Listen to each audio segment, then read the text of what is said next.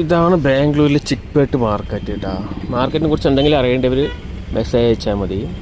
ഇതിപ്പോൾ കാലത്തണിച്ചതാ തുറക്കണേ ഉള്ളൂ, തുറന്ന് ഓപ്പൺ ആയിക്കൊണ്ടിരിക്കണേ ഉള്ളൂ.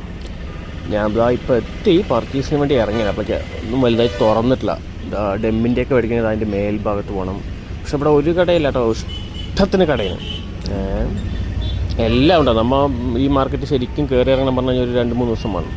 ടോപ്പൊക്കെ എടുക്കാൻ പറഞ്ഞാൽ അത്രയും വലിയൊരു ബിൽഡിങ്ങാണ്. അതിൽ എവിടെയാണെന്ന് പോലും അറിയില്ല.